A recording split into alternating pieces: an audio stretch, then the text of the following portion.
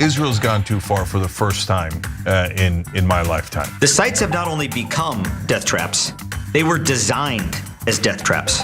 You voted as a member of the House to sanction the ICC for indicting Benjamin Netanyahu, who you just admitted is a war criminal. In my most frank assessment, I would say that they're criminal.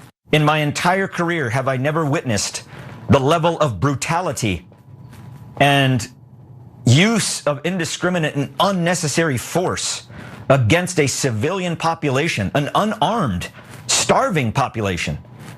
I've never witnessed that in all of the places I've been deployed to war until I was in Gaza at the hands of the IDF and US contractors. The gentleman you just heard from is not only an American, he's actually Lieutenant Colonel Anthony Aguilar, who's a retired US Green Beret, who actually decided to volunteer and sign up for the humanitarian aid distribution in Gaza.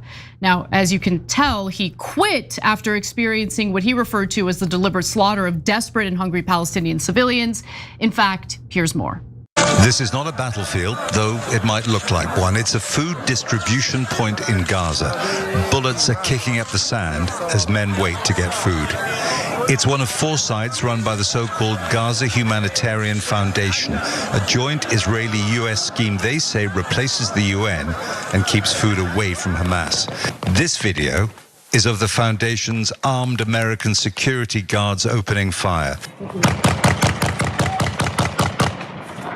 I think you hit one. It was filmed by a US soldier who signed up for the operation in Gaza after he retired and left, he says, when he saw American colleagues and the IDF killing civilians. The soldier is Lieutenant Colonel Anthony Aguilar, a Special Forces veteran of the US Army's Green Berets. I witnessed the Israeli Defense Forces shooting at the crowds of Palestinians.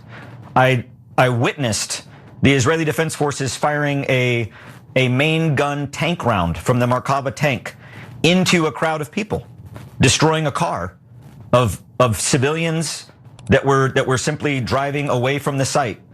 Now that was a retired member of the United States military, a former Green Beret, an individual who isn't shielding the public from his identity. He is speaking openly, candidly, while revealing his identity in regard to what he saw firsthand in Gaza. So for anyone coming at people like me who go on Piers Morgan's show and essentially share the same information, who accuse people like me of being some sort of anti-Semite for doing so, you're gonna call him an anti-Semite? Or is it just considered unacceptable to ever call out the war crimes that are being committed by the IDF and the Israeli government? Now, the United States says that they're going to do something about this, that they're going to do something about the fact that Palestinians are literally starving to death as we speak. We're gonna get to that in just a moment, but first I wanna go to Cenk. Yeah, so look, it's unprecedented what Israel's doing to Gaza. The only reason, if you don't know that, the only reason you don't know that is because our mainstream media covers it up assiduously. They feel like it's part of their job to do propaganda for the Israeli government. So did you know that Israel has already killed 49 times the civilians that Hamas did on October 7th? So that's 49 October 7ths in Gaza, okay? So if we were outraged by one October 7th, how outraged are we by 49? Did you know that Israel has already killed 300 more civilians waiting for food in line for just enough for their children to survive? 300 more of those civilians killed than Hamas killed on October 7th. Imagine if Hamas was killing people, Israeli Jews who were starving and waiting for food for their children, if Hamas was just killing them one by one by one and had already killed 300 more than they did on October 7th. We would have nuked Gaza by now, right? But when Israel does it, they make up pretty little lies to tell you, oh no, the bad guys made us do it, and 1,000 other lies. If the Israeli government is speaking, the Israeli government is lying. They've dropped the equivalent of 6 Hiroshima-sized bombs in Gaza. They've absolutely leveled the place.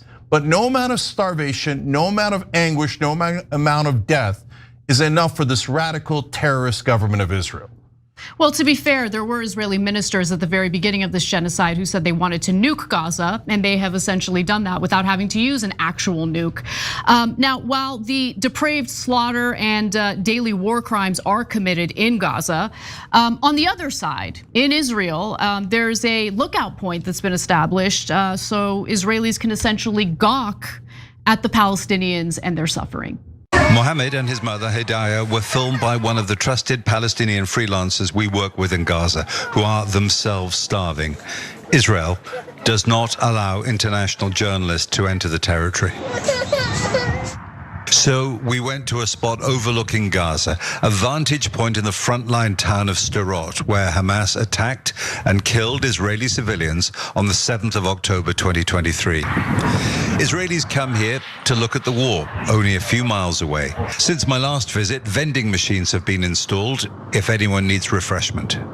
From here, it feels like looking out of one world into another, not distant, but remote and isolated.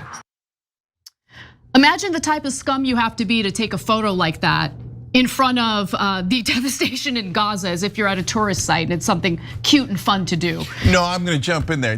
That's like taking a picture in front of a concentration camp for the Germans back then in the 1940s and going, this is where we're starving the Jews. Hey, it's a tourist spot. Hey, let's put it on Insta. Disgusting. It's disgusting. It's morally depraved. What are you taking a picture of? The murdered Palestinian children? And that's not government officials. There's something wrong, unfortunately, these days in the culture of Israel. I agree. Look, there's good news buried in this story. We're gonna get to it in a second, but a lot of tragedy. So let's talk about the starvation, the hunger that is now killing Palestinians, especially Palestinian children. In the video that we just showed you, you could see one of those children who is skin and bones. It's absolutely devastating. Now, one of the arguments that oftentimes are uttered by various members of the Israeli government is that we're not trying to starve the Palestinians. It's just that we're blocking aid into Gaza, or we're being incredibly deadly in how we distribute our aid because we're worried about Hamas stealing it. Well, interestingly enough, there was a piece published in the New York Times over the weekend. It's rare for the New York Times to publish pieces like this, but I do commend them for doing it. It's titled, "No Proof Hamas Routinely Stole UN Aid, Israeli Military Officials Say." Let me just repeat that last part again. Israeli military officials say. So members of Israel's own military admit, no, Hamas actually is not stealing the UN aid in the Gaza Strip. I'm gonna give you a few more details from the piece. David Mencer, an Israeli government spokesman, blamed Hamas and poor coordination by the United Nations for any food shortages, but the Israeli military never found proof that the Palestinian militant group had systematically stolen aid from the United Nations, the biggest supplier of emergency assistance to Gaza for most of the war, according to 2 senior Israeli military officials and 2 other Israelis involved in the matter. The military officials who spoke to the New York Times said that the original UN aid operation, UNRWA by the way, was relatively reliable and less vulnerable to Hamas interference because the United Nations managed its own supply chain and handled distribution directly inside Gaza. They say there was no evidence that Hamas regularly stole from the United Nations, which provided the largest chunk of the aid. Now, additionally, there's some more evidence that falls in line with what these Israeli military officials are saying. An internal US government analysis came to a similar conclusion. Reuters reported on Friday. It found no evidence of systematic Hamas theft of US funded humanitarian supplies, the report said. But of course, that doesn't stop various government officials here in the United States and also in Israel, of course, claiming that Hamas is stealing the humanitarian aid, which is why they have no choice but to starve Palestinians to death. It's a complete and utter joke. It is a lie. Now, with that out of the way, the Gaza Humanitarian Aid Foundation has in fact proven to be lethal for civilians. This was supposed to be the replacement for the UN organization known as UNRWA. Almost 1,100 people have been killed by gunfire on their way to get food handouts under the new system, in many cases by Israeli soldiers who opened fire on hungry crowds. Now, there has been so much backlash over this reality not just by progressives in America, not just by members of the left, but even conservative voters are seeing what's happening on the ground. They're furious about it. And I think that Trump is now feeling some pressure to respond to it. And so for the first time, you're going to hear Trump essentially go against what Benjamin Netanyahu, the prime minister of Israel, has been saying in regard to starving the Palestinians. Israel denies it. Trump says otherwise. So let's go to the next video where you're going to hear Trump address this to some extent. We want to get the children fed. We made a contribution a week ago of $60 million, all going into food. We only hope the food goes to the people that need it, because so much, as you know, when you do something there, it gets taken by Hamas or somebody. So we've been sending in a lot of food. A lot of the food that's been going there has been sent by the United States. I spoke yesterday with the president of the European Union, Ursula, who was terrific also on the subject, and she's going to play a big role also in helping us. So we have a good group of countries that are going to help with the humanitarian needs, which is food, sanitation, and some other things. So I'm speaking to Bibi Netanyahu, and we are coming up with various plans. We're going to say it's a very difficult situation. Now, on Sunday, the IDF said that it would be implementing tactical pauses in fighting in some areas of Gaza in order to allow for the distribution of humanitarian aid. Trump also alleges that the United States will ensure that there will be additional distribution areas in order to get more food to the Palestinian people who have very much been intentionally starved. But during that same press conference, Trump also says that he knows there's real starvation because of television. He says, I don't know. I mean, based on television, those children look very hungry. Later, he also said that some of those kids that's real starvation stuff. And he complained about not being thanked for allegedly sending aid to the Palestinian people. Quote, nobody said, gee, thank you very much. And it would be nice to have at least a thank you. What about Israel? Has Israel thanked you? The country that we keep shelling tens of billions of dollars to, and yet the prime minister still comes here on US soil and complains about how we're not doing enough for a foreign country, Israel. But anyway, I digress. Cenk, what are your thoughts? Yeah, so that's going to get us to the good news in a second. Is it? Yeah, it is. But first, a couple more things here that need to be pointed out. First of all, one of our YouTube members with a really poignant comment here. Stoner Wolf said, children in Gaza are asking if there's food in heaven. Okay, I can't. So Israel's gone too far for the first time in my lifetime. So did they go too far by any moral standards? Dozens of times, of course. Did they go too far? Literally, in my experience, hundreds of times. Yes, of course, hundreds of times in this Gaza incursion alone, right? So I don't mean for any normal moral person who objectively sees the news. I'm talking about reaching the American people. Because in order to reach the American people, first you have to get through a layer of American politicians who are almost all corrupt, almost all have their top donors as AIPAC and Israeli lobby, et cetera, at least the leadership. And if you don't know, I'll say real quick, because you're never gonna hear it in mainstream media, #1 donor to Trump is the Adelsons, militantly right-wing Israeli family. Miriam is literally an Israeli citizen, also a US citizen, and she's demanding the annexation of the West Bank along with Gaza, et cetera. Biden, #1 donor lifetime, AIPAC. 100% of Republican leadership in Congress right now, #1 donor, AIPAC. 75% of Democratic leadership in Congress right now, #1 donor, AIPAC. Okay, so that is the Israeli lobby. Anyone telling you that they don't control those politicians is either lying to you on purpose to protect the government of Israel, or they're a fool. They don't understand how politics works at all. They think, oh yeah, they'll ignore their largest donor. What kind of a moron is that? Well, I'm usually a mainstream media reporter. Okay, so to give you, that's your context, I have more context for you. As Anna pointed out, the UN and US now all confirming, of course the Israelis were lying. They lie almost every single time. Yes, Hamas was not stealing the food, right? So now we know that. Look, guys, if you see the Israeli government talking, especially this day and age, they have a nearly 100% track record of lying. So that's why when mainstream media says, oh, Israel says this, well, that's it then, Israel said it, right?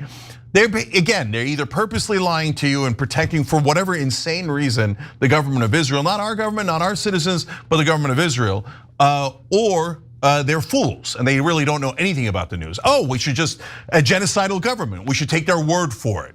Oh, they were willing to starve children to death, but they would never lie to CNN. I mean, you'd be the biggest idiot in the world to believe that. All right, more bad news. If you notice, Anna gave you that stat of 1,100 killed in the way just waiting for food, and you saw the American colonel, clearly saying, no, there's no question. I saw it with my own eyes. Did you know? So there's 1,200 killed, roughly. It's actually 1,136 or so, 37, something along those lines. Killed on October 7th. Terrible, tragic. We said it a million times. Only, it's a terrible number, but around 800 to 850 of those were civilians. 300 or so were IDF soldiers, right? So now that's what I mean. They've killed 300, everyone waiting in food is a civilian, now confirmed, okay? So that's 300 more civilians killed just waiting for food while they're starving than the great apocalyptic tragedy of October 7th, which were told is the worst thing that's happened since the Holocaust. So if that's the worst thing that's happened since the Holocaust and the Israelis have done 50 times worse, what does that make the Israelis? And by the way, what breaks my heart is that 80% of Israeli Jews say keep going in Gaza. There's something wrong in the culture, okay? These days in that government, not for Jews across the world at all because they didn't grow up in that culture. They grew up here, they grew up in Norway, they grew up in different places. But that culture has got something deeply, deeply wrong with it, and you could see it in the smiling, people taking Instagram photos behind them of starving children. This is where we're murdering the Palestinians.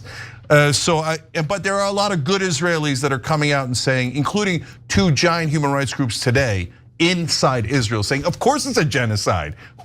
This is absurd. Do you have eyes and ears? Are you human? Of course it's a genocide. So there are good Israelis like there were good Germans, okay? Yes, I'm saying that, and I don't give a goddamn if you're offended. If you're more offended by that than seeing starving children, you lost a thread at some point. You lost your morality at some point, and you need to go and find it. Okay, so finally now, what in the world is good news out of this? Yeah, seriously. Okay, so buried deep in European news is that American government has basically told the Israelis, and we're all gonna have to see if this is real, okay? But they were risking full diplomatic breakdown, including with the United States of America. Because one of the reasons, and this is interesting and just like 2% hope here, right? That Trump doesn't like seeing the starving children on TV.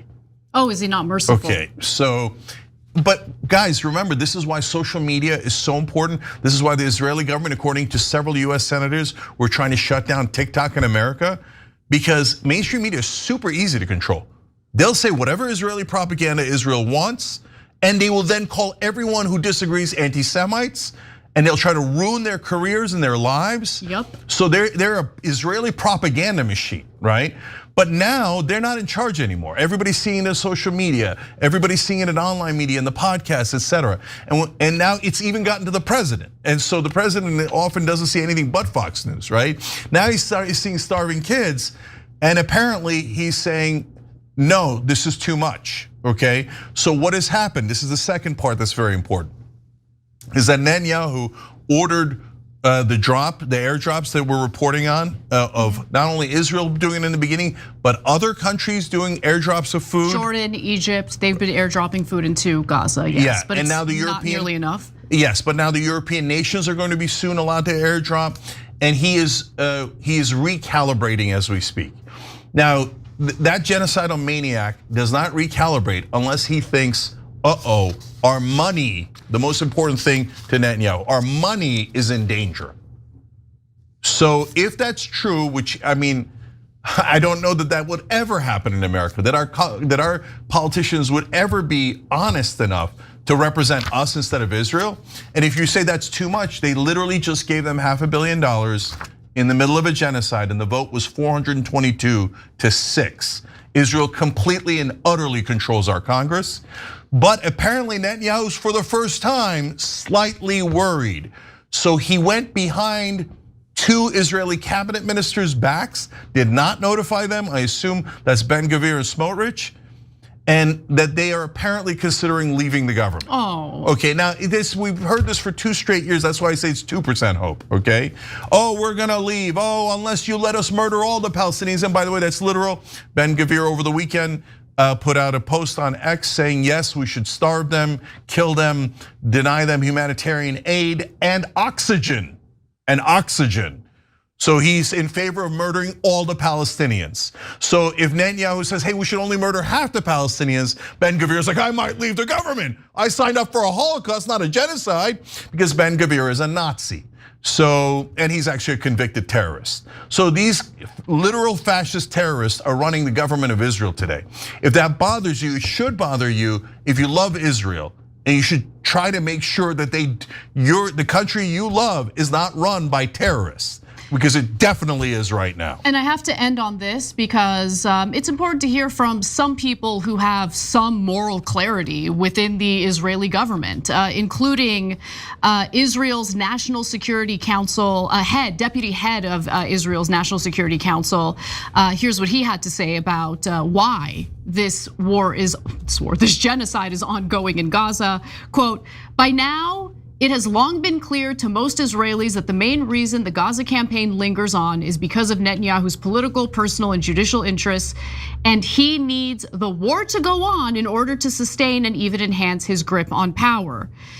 That's the main reason. It has nothing to do with Hamas and everything to do with Netanyahu. That's not an American saying that. That's not some progressive saying that. Even though I've been saying that, put me aside for a second. This is the former deputy head of Israel's National Security Council. You have 2 former Israeli prime ministers, Ehud Olmert and Ehud Barak, admitting that what's happening in that slaughter campaign in Gaza is a genocide, that war crimes are being committed. Let's just call a spade a spade. You don't have to believe me.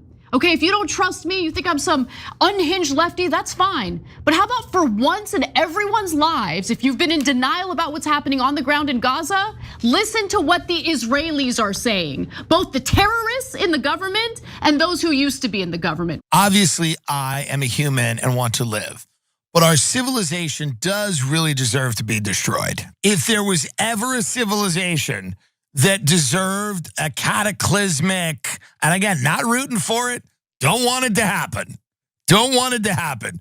But just statistically, I mean, could there be a better example? Nobody is fatter than us. We are now funding the starvation of a group of people halfway across the world, or all the way across the world. I'm bad with geography, but far away. And if you bring it up, or if you chat about it, or if you talk about it, you're immediately called anti-Semitic or whatever, and it's completely absurd and insane. Which is why it's important to take the power away from those ridiculous false allegations and speak out against the famine, the very intentional man-made famine in Gaza as we speak. Now, as you heard, Tim Dillon, like any human being with a pulse and a conscience, is now questioning the value of human civilization given the unmitigated slaughter of Palestinians and destruction of Gaza, paid for by the fine people of the United States, not because they want to, but because they're literally forced to by our government. And with now hundreds of Palestinians dead as a result of intentional starvation, Dillon really isn't pulling any punches. Take a look. I mean, this guy is committing a genocide. Like, I know that like people are like, well, yes, they're starving Gaza, but did you see that video of that guy from Hamas stealing a banana? Did you see that? There's a guy from Hamas eating a banana, and people are like, well, he stole the banana from the people. And they're like, Hamas is stealing the food. In this whole thing, Israel has no culpability, by the way, at all. They've actually done nothing wrong. It's all been Hamas. Hamas has done everything. And you have to trust Israel, because otherwise the only people that are reporting out of Gaza, they're not letting journalists in, or they just say are Hamas. So if you report anything contrary to what Israel says, you are Hamas, or you become Hamas. for the fattest country in the world to fund the starvation of a group of people is insane. And he's not the only comedian who finds this to be insane. Of course, there are also many other commentators who find it insane. But Jon Stewart seems to agree as well, saying on a recent episode of The Daily Show, quote, "I feel like a crazy person. I feel like I'm watching something that is so self-evidently inhumane and horrific. And to be told that I have to shut up because I risk the Jewish state by speaking out, I would say the opposite. I think they're putting the likelihood of a surviving Jewish state much more at risk with this type of action. I think they're the ones that are being anti-Semitic. If you want to define Netanyahu's definition of anti-Semitism would be, he'd probably have to bomb himself." Look, this whole slaughter campaign that has played out in Gaza and is also, by the way, playing out to some extent in the West Bank as Israel attempts to annex that land for themselves. It's all been very illuminating for me, right? Because if you've kind of grown up in a political space where you see everything through a partisan lens, well, that partisan lens is just totally broken apart the second you notice that on both sides of the political aisle, you have folks who totally justify what's happening in Gaza. But also, something that makes me pretty happy is when it comes to voters, you see people on both sides of the political aisle speaking up and speaking out about what's taking place, calling out the injustice, wanting to take the Trump administration to task, even if they voted for Donald Trump. And those are the people who give me hope. Okay, for honestly, when it comes to this issue, partisanship isn't really a good indicator of who's good or bad at all. There's plenty of scum on both sides, but there's also plenty of great people, good voters who are on the right side of history on this issue. Yeah, so I think that Jon Stewart and Tim Dillon / Theo Vaughn are a perfect 1-2 punch on this issue, okay? So I'm gonna come back to Tim Dillon in a second. But first on Jon Stewart and Peter Beinart conversation, I watched the whole interview. Please watch the whole interview. It was picture perfect. I agreed with every single word spoken, right? And by the way, so they're both Jewish. Beinart wrote a book about it. We'll try to get him on the show. He's not just kind and decent person, but he's really bright, right? He's got both the things you want. And his moral compass is so excellent. And what he explained on the show was, he said, look guys, the people trying to stop this genocide are getting smeared by Israel's supporters. But those are the exact kind of people that would have helped us during the Holocaust. They're the ones who would have been brave enough to say, as no one said anything across the world, my God, what are you doing? What are you doing? I'm morally outraged. You have to go help the Jews in the middle of the Holocaust. Now for us to say, those same people trying to stop this genocide are the hateful ones. Oh, he's like, we're doing great damage. We're doing great damage to our cause, to Israel, to everything, to humanity, and to honoring the memory of the Holocaust. It was really powerful. I don't want to put too many words in their mouth. Please watch it yourself as well. And Stewart was, as always, brilliant, perfect, right? And look, John, and it looks like Peter too, are the exact kind of Jewish tradition and culture that I grew up in and that I love. And what I mean by that is I'm not Jewish, but I grew up in a town that was about 50% Jewish. And that's the Jewish tradition and culture that I always heard about and that I was exposed to. You question the rabbi, you try to educate yourself, you look at yourself first. All of these positive things that they talked about, right? That exists and very strongly among Jewish Americans. And so what they were doing was challenging fellow Jewish Americans and saying, guys, wait, first of all, this is unconscionable. You can't say it's okay. If you say it's okay, it's beyond the pale. You can't do that. And then secondly, Jon Stewart's point was brilliant. He said, wait a minute, if you're saying basically that if you're not pro-genocide, you're anti-Semitic, you're making it seem like Jews are pro-genocide. Exactly. He's like, that's anti-Semitic. It's the total defamation of Jews across the globe, and it disgusts me. Do not conflate the Jewish people with the far-right terrorist regime that's currently governing Israel. Okay, just don't do it. Don't do it. Don't be dumb in falling for that trap because it's stupid and it's inaccurate. There are so many Jewish people around the world, including here in the United States, who are vociferously protesting what Israel is doing. Okay, some of the best voices on this issue happen to be American Jews.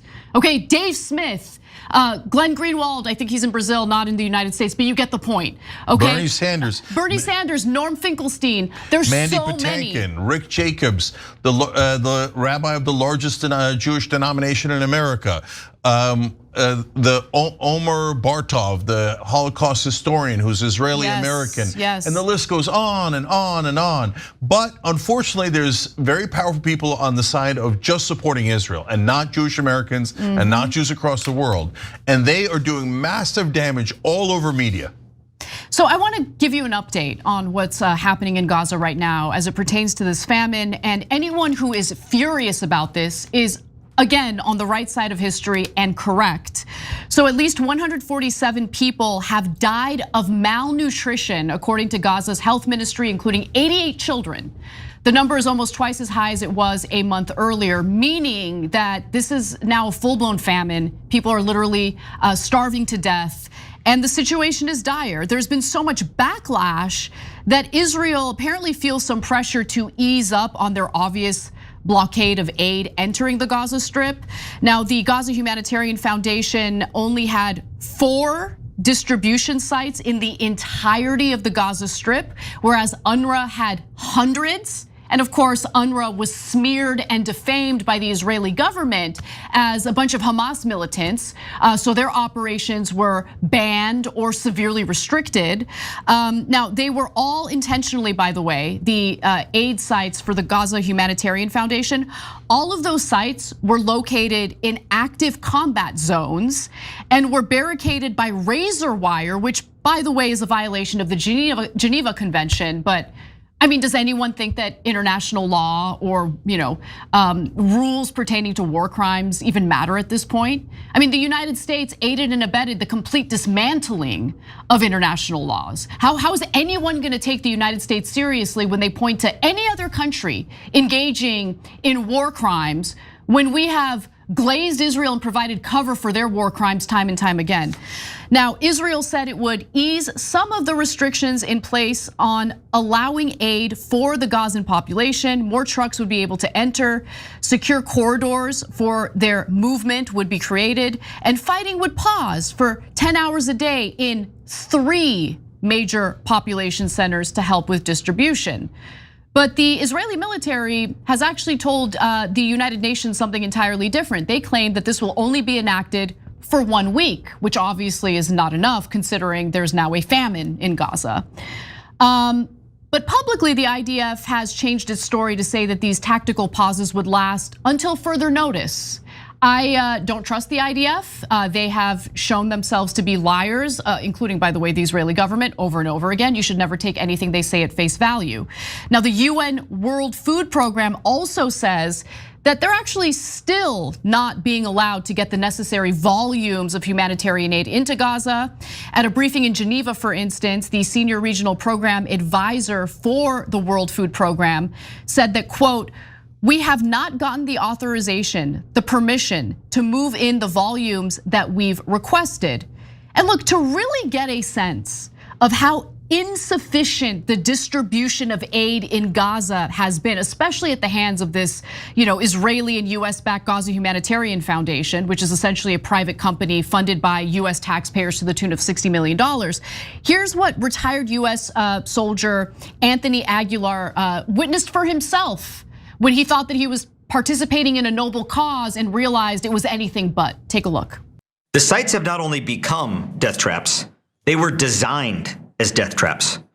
All 4 distribution locations were intentionally, deliberately constructed, planned, and built in the middle of an active combat zone. We've been distributing aid since the 26th of May. So out of 64 days, we've provided 14 days of meals to the entire population in the enclave of Gaza.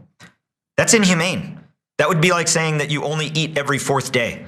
You only eat on Thursday and you only eat on Monday. Instead of giving the Gaza Humanitarian Foundation $60 million, Use that $60 million to support the United Nations mechanism to get 400 sites back to operating, to feed 2.1 million people every day. That was the capacity of the United Nations. Just makes me sick that the US is backing this.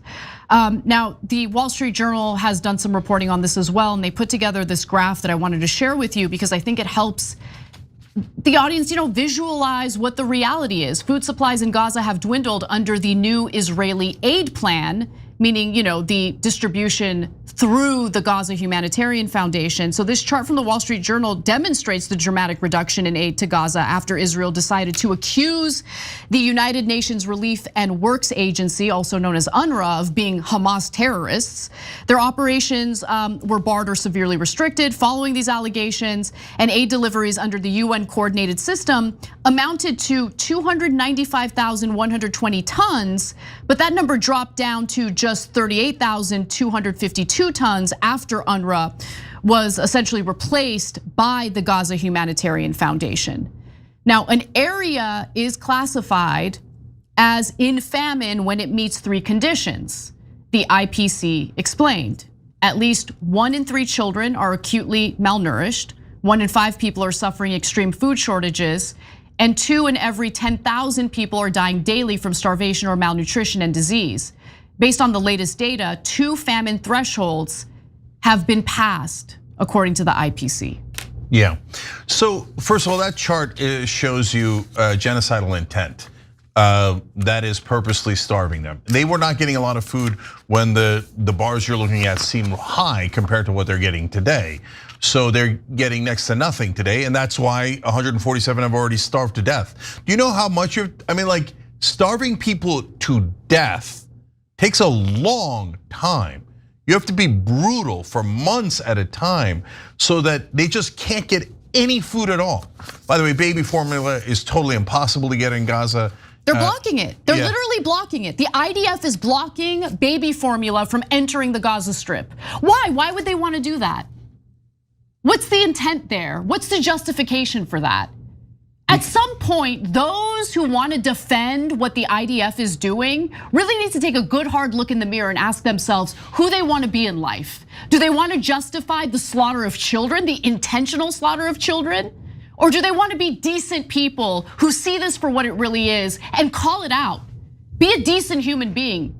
This isn't difficult. And by the way, also don't hide behind your religion, because there's Peter Beinart and Jon Stewart saying, this isn't my religion, this is the opposite of my religion, right? So don't tell me that my religion made you do this. My religion didn't ask you to do this. Your despicable terrorist government is doing this. If you're starving the people to death, you are a terrorist and you are a fascist. That's not hard. If it was being done to Jews, there's not a person in the world who wouldn't call that government a terrorist government and a fascist government.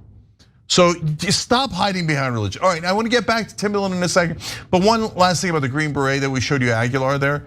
He also told a harrowing story of this young boy who came up and asked them for food. They were out of food, so he couldn't give it to him, but he'd already gotten some earlier. He was just seeing, and they all get a tiny, tiny amount. And the kid's skin and bones, according to Aguilar. And he said, I'm sorry, I don't have any. The kid, of course, just says thank you in Arabic, right? And he said thank you. The kid said thank you, even though we're starving them to death. A minute later, as they were walking away, the IDF killed them. So if that doesn't bother you guys, there's something missing. You lost the thread at some point. Yeah, you're a sociopath. Like that's sociopathic bias, right? And I know, like ethnic bias will do that to you. There's. Look, I got to be honest with you. No, Anna, I know it. Like there's Turks who are good people, but the minute you ask them about the Armenian genocide, they'll say no way, didn't happen, totally fictional, and they'll get enraged about it. And they're lovely people otherwise. I get it. By the way, also Japanese about the rape of Nanking, and on it goes. I know, Cenk, and I get that, especially in the context of propaganda that has basically continued over the last century in regard to that genocide. But you can't deny what's being streamed in real time in front of your face as we speak. It's happening now. It's happening now. Yes, and that's exactly what Jon Stewart said as well. He's like, you're being ridiculous. We all see it. Why do you think we don't see it? It's just maddening. Last thing is back to Dylan. I think he's getting at something that's really important, and that's why Israel is now making a huge mistake. He's saying, look guys, when we're saying please stop the genocide, please stop starving these children, Israel is telling us we're the bad guys. We hate Jews, that's why we don't want to starve children. No, I'm done with you telling me I'm the bad guy for wanting to save lives. I was done on day one. Yeah, and so but you know, somebody, one of our members wrote in saying, hey guys, you've been saying this from day one. These guys are catching up to you. God bless. I want them to catch up. I don't mind. I don't care about the credit. So yes, it took them way too long, but to be fair, it's not on them. Mainstream media was terrible. Dylan, Jon Stewart have been way better throughout, right? But the core of what Dylan is saying is Israel isn't getting. When they are now telling everyone, you're a bad person if you're not in favor of funding our genocide, it's making people angry. No, it makes every decent human being want to say, no, F you, I'm not the bad guy, you're the bad guy. And people are finally beginning to figure out that Israel might not be the victim. I mean, that's so obvious to the rest of the world. But if you don't live in America, the propaganda here is so overwhelming. Israel can do the most horrific things, and American media will tell you they're the victim. They're the victim. So that spell is breaking, and now people are going, no, they're not the victim. And now it's becoming obvious they're the villain. And if that's where you think Israel is in a better spot, you're nuts. We don't have actually a lot of senators, especially ones who have very different ideology than us. I don't really hear what you say if you are still supporting a genocide in Gaza. But I go outside the Detroit area, it's not in the top 40. You voted for some of the aid that's been used to massacre children and innocents. Do you think AIPAC should register as a foreign lobby? I don't know the answer to that. I think you do. I think you do know the answer to that. Well, Democratic Senator Elisa Slotkin made an appearance over at Breaking Points where she was grilled by hosts Sagar and Jetty and Crystal Ball on a whole host of issues. Much of the conversation focused on the ongoing genocide in Gaza, but they also did touch on the Epstein files and the future of the Democratic Party. We'll have a link to the full interview in the description box if you want to watch the whole interview, and I do recommend it. It's not too long and it's worth watching in its entirety. But for the purposes of this discussion, I wanted to focus on the portion of their discussion that pertains to Gaza and the current behavior of the Israeli government and the IDF. Because to me, no story really highlights how little political labels make sense these days than the way Elisa Slotkin handled the questions coming from the likes of Sagar and Jetty and Crystal Ball. And they asked fantastic questions, important questions, questions that I wish were almost a given, regardless of which media entity is interviewing her. But alas, you have to rely on independent media to ask the types of questions that you're going to hear answers for as we cover this story. So before we start on her views, on Elisa Slotkin's views, I think it's kind of important to give you a bit of a bio. Who is she? What does she represent? What has she done in her career prior to getting elected in office? Well, before starting her first term as a United States Senator this year, she was a congresswoman between the years of 2019 and 2025. She was inaugurated this year actually to, or sworn in this year to serve as her first term as US Senator. She represented Michigan's 7th district when she was serving in the House. She also worked for the CIA as an analyst and a Department of Defense official. During the George W. Bush administration, she worked on the Iraq portfolio for the National Security Council. Fun. And from 2015 to 2017, Slotkin was acting Assistant Secretary of Defense for International Security Affairs, where one of her responsibilities was securing Israel's qualitative military edge. Now, as we go through all these various clips from the interview, I just want you to keep in the back of your mind the fact that Congresswoman Marjorie Taylor Greene, a Republican, someone who we have been pretty vicious toward on this show, was the first Republican congresswoman to call what's happening in Gaza a genocide. And she did so in the context of skewering her Republican colleague in the House, Randy Fine.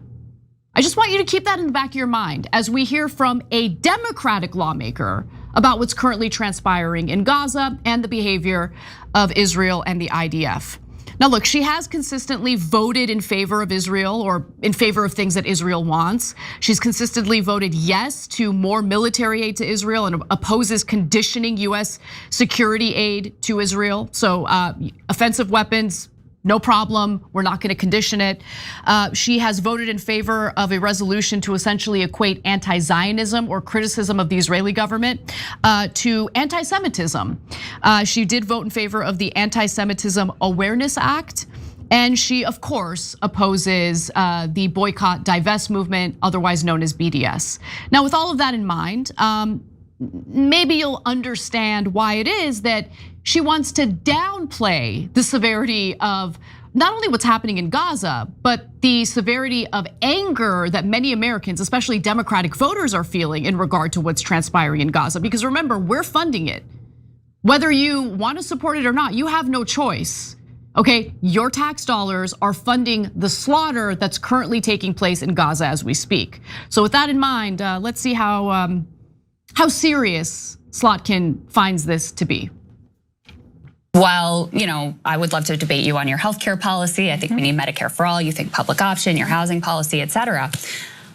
I'm just being really real with you.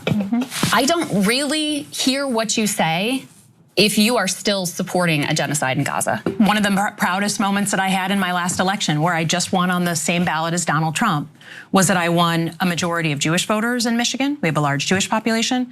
And I won Dearborn Heights, and Hamtramck, the 3 Muslim-dominated cities. I'm a Middle East analyst by training. And so what I tried to do and why I think I managed to win both those communities is call balls and strikes, literally up to this week. But it's not the only issue that my voters in Michigan care about. Of course. And the online world is extremely focused on this, but that doesn't always represent the majority. But I go outside the Detroit area, it's not in the top 40. Wow, you won your election, that's great. What does that have to do with your views on what's happening in Gaza? And you call balls and strikes, what balls and strikes are you calling? You consistently support anything and everything Israel wants. Sure, there might be some rhetorical pushback, but you can take that rhetorical pushback and you can shove it. It's as relevant and as valuable as the rhetorical pushback Joe Biden engaged in as Israel was carrying out, the initial phases of its ethnic cleansing slaughter campaign in Gaza. What balls and strikes? Show me an example of Slotkin in any way through her actions checking the Israeli government, because I haven't seen it. And to say, most Americans don't really care about this issue. You're trying to downplay it? The American government right now is literally taking resources out of the pockets of hardworking Americans, whether they like it or not, and funneling it to a terroristic government who's carrying out the ethnic cleansing and genocide of Palestinians in Gaza. They're literally building a concentration camp as we speak. Okay, the days of trying to let me tiptoe around this. Let me try to strategize around this. Let me not upset people who, for whatever reason, live in the United States but think Israel is the most important thing in the world. Let me not upset those folks. No, now is the time. Now is the time to ask yourself whether you have a moral compass or not. And honestly, after watching this interview, no moral compass, especially as it pertains to Israel. It's disgusting. So she's also lying, and you'll notice that it's a theme throughout this conversation. We'll get to her other lies in a minute, but since she's talking about the fact that most voters don't care, it's not even in their top 40. It's not even in their top 40. Really, it's not? Okay. Well, how do Democratic voters feel about what's happening in Gaza right now? Turns out the latest Gallup poll found that, oh wow, actually, No, maybe it's not that bad. Maybe it's not that bad. It's just that only 8% of Democratic voters support what the Israeli government is doing. So 32% of Americans, let's put that back up. Let's put it back up, put it back up. So only 32% of Americans approve of Israel's military action taken in Gaza. That's actually down 10 percentage points since last September. So only a minority of American voters overall support what's going on. But when it comes to Democrats, only 8% support Israel's actions. The lowest approval rating to date. Compare that to 25% of independents and sadly, a robust 71% of Republicans. Turn off the Fox News. Your government's taking money out of your pocket and funneling it for the mass slaughter of children. You want to talk about being pro-life? How is it pro-life when your money is supporting the slaughter of countless children in Gaza? Unbelievable, but anyway, not a big deal. Most people don't care. Most people don't have strong thoughts about this, not even in their top 40. Elisa Slotkin is really concerned about the economy. She wants to make the economy better for Michiganders. I mean, she hasn't really proven it in her time in the House of Representatives or her short stint in the Senate so far. But I care about the economy is a great, it's a great talking point to like pivot to when you don't want to talk about the fact that you're aiding and abetting the slaughter of innocent people in Gaza. But we have more.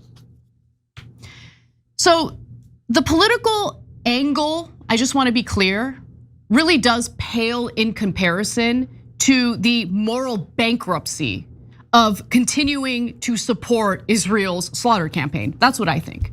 So a lot of these politicians, they're only thinking about, okay, well, how is this gonna affect me politically? And I know that's what Elisa Slotkin is thinking about. It's what every politician is thinking about. God forbid, for a second, they allow themselves to have a principled or moral view of something that's happening in the world. But again, the moral bankruptcy of it all, to me, is a big deal.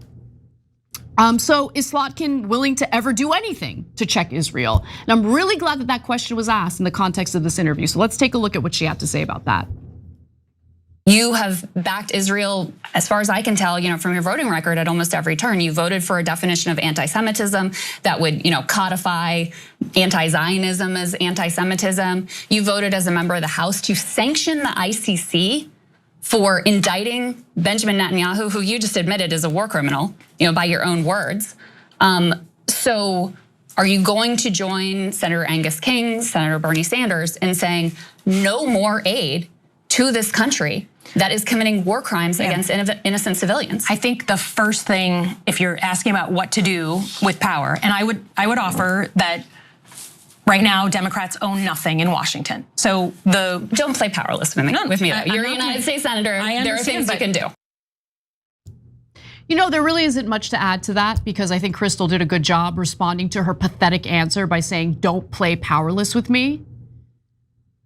I mean, it's just hilarious. Just a second ago, Senator Slotkin was bragging about her big accomplishment in getting the majority of Jews and Arabs in her state to support her for her Senate seat. I am so big and powerful. I did such an amazing job getting elected. Look at me. Oh, you want me to do something? I have no power. I have no power. I'm just a United States senator. Okay. Slotkin had a pretty bad response to a question about whether or not she supports continuing to send military aid to Israel, especially since, rhetorically she has pushed back a little bit. She did call Benjamin Netanyahu a war criminal. Now, if I think someone's a war criminal and I'm representing people either as a senator or a member of the House of Representatives, I would never in a million years take money out of the pockets of my constituents and then funnel it to the war criminal. But what about Slotkin? Would she do that? But will you cut off aid to Israel so long as they're committing crimes against humanity? There is a difference between a weapon to protect a country from incoming missiles versus other type. Offensive and defensive weapons are different. So would you support offensive weapons ban? Like, would you stop any offensive aid to Israel? That certainly, to me, would be a place to look, but I'm not going to cut off a blanket next sale on a defensive weapon that comes through. No. I also reject that because, for example, if Senator Slotkin, if you were asked to support defensive weapons for Iran, defensive weapons for Russia, you wouldn't back that. No, but Iran, but they're defensive. They're just protecting civilians, right? Right. So how is it different? But because Israel's being shot at. Well, so is Russia. So is Iran. Yeah. So is Russia. Ukraine's shooting at Russia right now. I'm sorry. This is the difference between allies, partners, and adversaries. So what if they're Nazi doing Germany, every single day, if Nazi Germany said we want defensive aid, it's just you have to see where they're all weapons that are being shipped. In another context, the weapons that they're using right now, to be honest, if you look at what's happening on the ground, the military part of this conflict is, for the most part, over. What they are doing, Senator, every single day is around aid.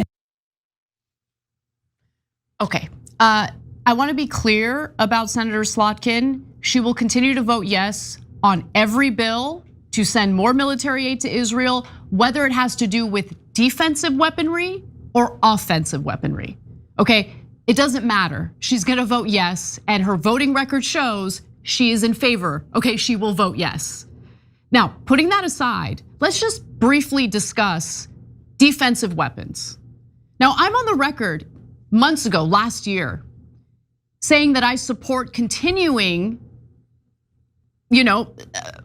providing what's needed for the Iron Dome, providing what's needed in terms of defensive weaponry. I have since changed my mind, and this is a perfect opportunity to talk about that. The reason why I've changed my mind is because I do believe that Israel is carrying out a genocide right now. And I do equate the current Israeli government to Nazis. Why would I want to provide resources to a regime like that is essentially carrying out the mass slaughter of innocent people, not just in Gaza, not just in the West Bank, but also in neighboring countries? They've bombed Syria, they've bombed Lebanon. It just goes on and on and on. And guess what? Why do they feel emboldened to do that? Because they can do it with impunity. Israel gets to operate on the international stage very differently than everyone else. They are held to a much lower standard. What international laws? What war crimes? No, Israel's special. They get to do whatever they want. And there are never any consequences. Now, usually any other country on the international stage would know if you attack another sovereign country, there's very likely gonna be blowback. Okay, that information, that fear, that prediction usually plays into the equation and the decision making.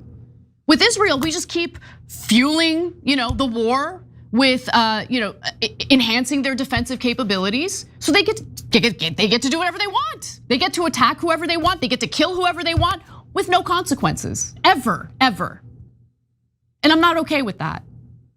So I am 100% against funding anything for Israel at this point.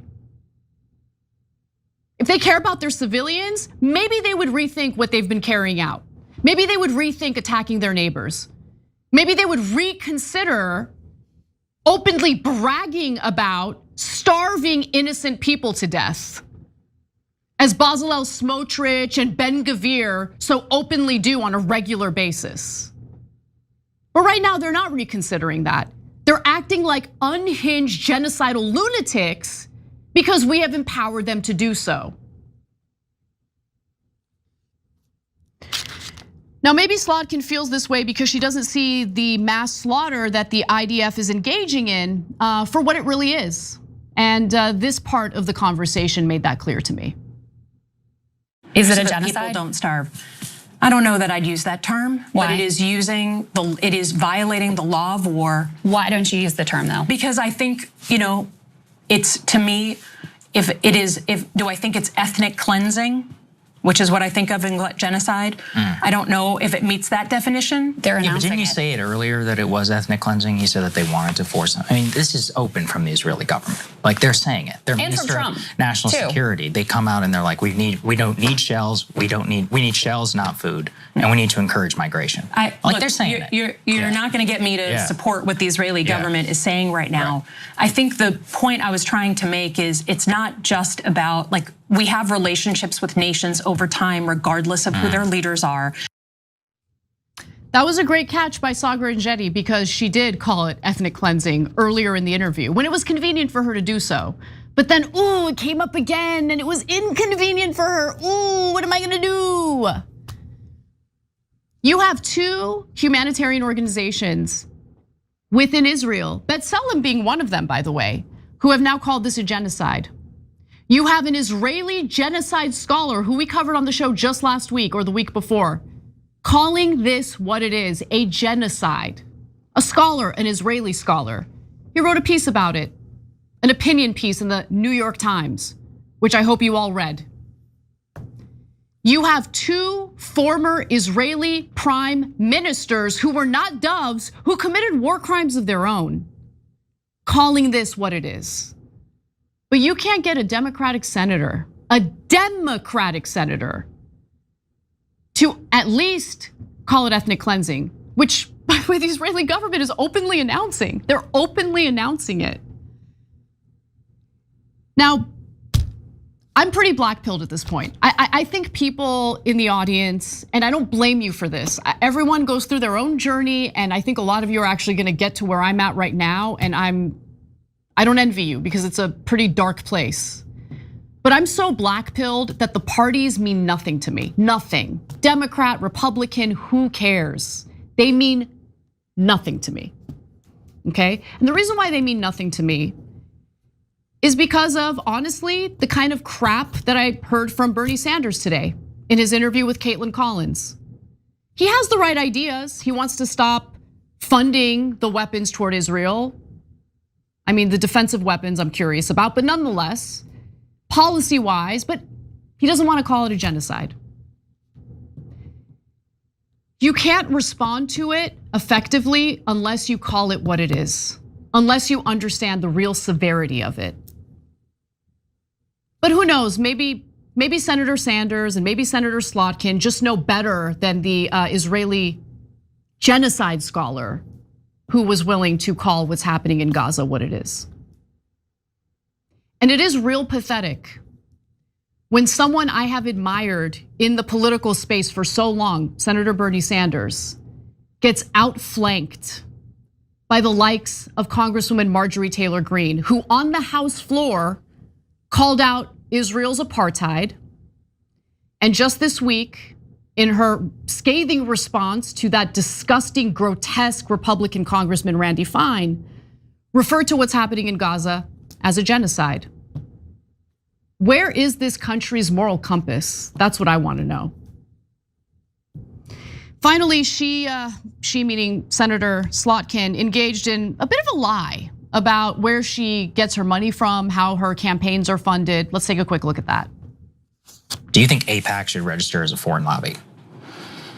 I don't know the answer to that. I think that I know plenty of people who think they should. It's kind of a cop-out answer, don't you think? I mean, yeah. I literally, I just guess I'd have to look at the definition. I certainly have had my tough moments with that organization. And so you stop accepting their funding? You gotta get your facts straight. I have not been endorsed by AIPAC. I have not, I'm sorry. I was the first Jew elected to the Senate that was not endorsed by any Jewish group. AIPAC, J Street. You've been the recipient of their funds. In 2018, when I first ran, people who were members, yes. But I've not been endorsed since then. You know, telling Crystal Ball that she needs to get her facts straight is rich. Especially as Senator Slotkin is just lying to everyone's faces. So she makes it seem as though she received some campaign contributions from AIPAC back in 2018, but she had a real rough go at things. You know, she had a tough relationship with them. You know, they probably didn't fund her after that, except they did. And it wasn't just about AIPAC. When it comes to the Israel lobby, AIPAC of course gets a lot of attention because it's the biggest. But there's all sorts of other groups, pro-Israel groups, that fund our politicians. So let's talk a little bit about how much Alyssa Slotkin, throughout her political career, has received from the Israel lobby. Oh, so there you go. $656,095. Nice. So up through March of this year, that's how much money she has received from the lobby. Now, who knows? Maybe she was telling the truth. Maybe that was all the money she received up until 2018, and then after that it was over. Except no, that's not the case. So she took in quite a bit of money from the Israel lobby in 2022. Fascinating. So apparently she took in $85,550 from J Street PAC, $22,000 from the Pro-Israel America PAC, and $14,906 from the American Israel Public Affairs Committee. Nice. Meaning that she was, of course, taking cash from the Israel lobby well after 2021, in 2022. So those campaign contributions, I mean, they pay off, and her voting record makes that abundantly clear. Since the war started, Alyssa Slotkin has voted for measures to fund Israel's military, impose sanctions on the International Criminal Court over arrest warrants for Israeli officials, including the very official that she has referred to as a war criminal, Benjamin Netanyahu, the prime minister. She's a loathsome, pathetic person. What do you stand for, Slotkin? You're gonna do an interview where you pretend like you give a damn about the economy? What the hell have you done for the economy? What the hell have you done to improve the lives of Michiganders? Pathetic. Let me read the rest of that graphic for you. She forbid the State Department to cite statistics from the Hamas-run Gaza Health Ministry and equate anti-Zionism with anti-Semitism. That's who Alyssa Slotkin is. Now, there was an interesting headline in the news today. I don't really care about it. It's not really gonna go anywhere. I think it's just meant for positive PR, and I'm not gonna give it to her. But she is part of a group of congressional Democrats who have introduced the Ban Corporate PACs Act. The legislation would ban corporations from establishing and managing a PAC or soliciting contributions from stakeholders and eliminate existing corporate PACs. They know it's not gonna go anywhere. I doubt they're even gonna try to fight for it to see if maybe they can get some Republicans on board to pass it in the Senate. It's not going anywhere. Let's not be stupid. And I don't know if this was done in an effort to maybe launder Slotkin's reputation after she was essentially embarrassed with that shellacking on Breaking Points, but she should be embarrassed. Because when you make clear to everyone else in the world, when you make clear to your constituents, when you make clear to Democrats, Democratic voters, that you have no moral compass, you have no actual values, and you're just gonna go along with the status quo, even though the status quo means mass slaughter of innocents, there's no BS bill that's gonna launder your reputation, okay? Politicians like that are dead to me. I don't know about you guys. You can write in and let me know, but that's where I'm at with Alyssa Slotkin. And great job by Breaking Points. They asked the right questions. It was a fantastic interview. We'll include a link in the description box so you can watch the entirety of the conversation. Every time you ring the bell below, an angel gets his wings. Totally not true, but it does keep you updated on our live shows. Every time you ring the bell below, an angel gets his wings. Totally not true, but it does keep you updated on our live shows.